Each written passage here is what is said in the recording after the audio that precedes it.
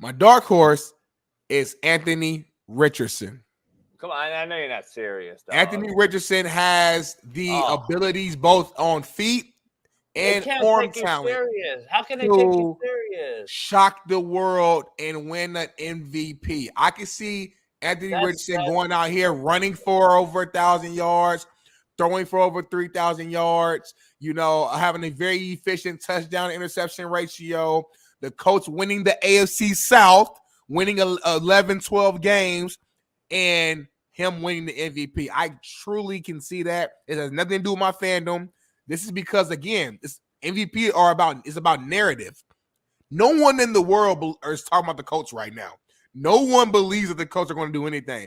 When we talk about the AFC South, it's the Texans, it's Trevor Lawrence and his money. But if you really know football and you sit back and you look at the roster that the Colts organization has put together, they are stacked.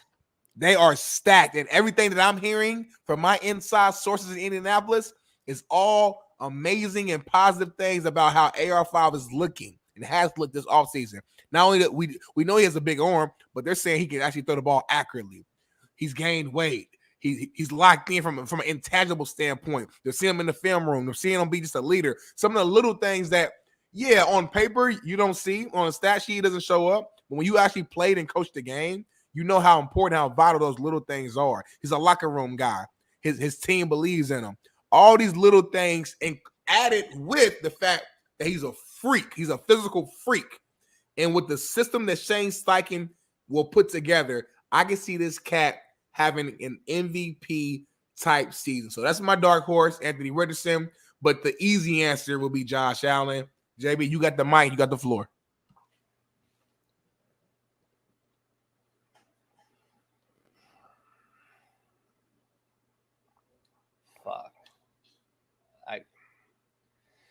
Smitty tells me on this show quite often that, we're not going to get a big deal if you continue to call people in this chat cunt and cuss people out and stuff. I'm going to go back at Smitty. I don't think we're going to get a big deal because Smitty's takes are horrific. That take was a fucking mockery of a sports show. And there's no way you're serious. So rewind and be serious and tell everyone you're fucking around. Go. Josh Allen, AR5, my two favorites for MVP this season. You guys did not believe me when I said the Mavs will make it to the finals against the Celtics. What happened? You guys were wrong.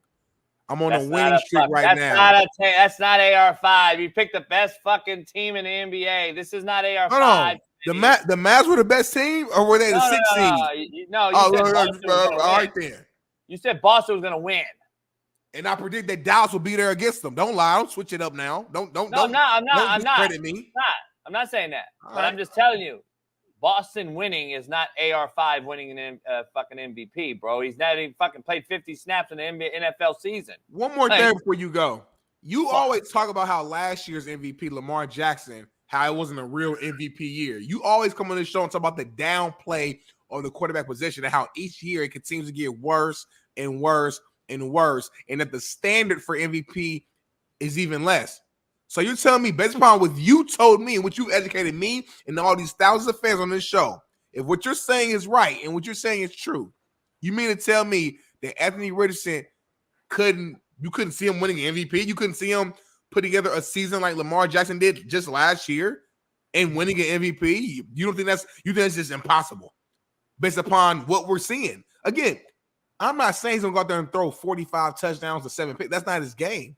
But obviously, we've seen Lamar Jackson do it. We even seen one of Peyton Manning's MVPs wasn't like spectacular stats. It was like 27 touchdowns to 8 picks. My point being is each season is its own entity.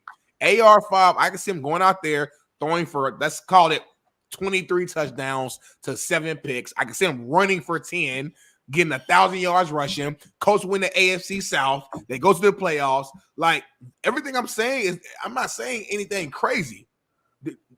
Tell me what am I saying is crazy based upon what I'm giving you? What stat, what scenario am I giving you that's like such a shocker, so crazy as discrediting the show? Come on, man. Well, remove your emotions. No emotions. I gave you $500,000 to fucking piss down your leg. That's why. I'll never give you money again. I know that. number one, because that was the dumbest shit I've ever heard in my life. So you're going to take a guy that played fucking 50 snaps or less last year over. Let's just break down who you're going to put him over, because the odds would be astronomical, number one. So you're going to take him over Jalen Hurts? No. Jordan Love? Yes. No. Dak Prescott? No. I'm not even going to take him over Trevor Lawrence? No. I'm not going to take him over Aaron Rodgers. I'm not going to take him over Aaron Wright. I'm not going to take him over Lamar Jackson. I'm not talking about playing. I'm talking about pure MVP possibilities and odds that he would have to succumb and overcome is why you wasted my fucking money. And it's unfucking believable. There's 30 guys that are probably over him on Bet Online right now. Like CMC would be higher rated than him odds-wise to win an MVP. CJ Stroud is ahead of him, MVP. Kirk Cousins would be ahead of him. I bet you Michael Penix Jr. would probably be ahead of him, and he's not even starting yet. Disrespectful. It's unbelievable. And then you don't even mention the obvious, like Burrow and Mahomes and Herbert and Stafford. What? Do you know how many guys he has to come over? You literally took my money and fucked me with it. And I just can't ever forgive you. Let's move on. Lamar Jackson won an MVP in his first full season as a starter. No, none of us predicted that before the season. I guarantee if you look at the preseason odds, he's nowhere near that. Bailey, go back to 2019 and find the preseason NFL odds of MVP. I guarantee you won't see a Lamar or a Jackson anywhere at the top tier team. So don't come on here and give me show Quentin Nelson. Show Quentin Nelson, because I'm fucking done with this one. He's weighing in like after practice at like 250 pounds. Like he's like ginormous. He can launch the ball and he can be accurate with it too. Like the plays that he can make, like some of the ones that you've seen, like the flashes of it, it's like, oh my goodness, like this guy's special. But then also how he goes about his business, and like he's not very vocal, I would say, but like he just goes about his business in a way that he's handling it and he's ready at all times. And yeah, he's special. He's special. Quentin, what is he supposed to say? Offensive lineman in the game. What is he supposed to say? One of the best offensive linemen in the game today. What is he supposed to say? What's he supposed to say? He's shitty. He could have been like, you know what? AR5 is showing us really good signs. We're looking forward to him leading us this year. He showed some signs last year before he got hurt of some signs of greatness. We hope that he can continue to do that.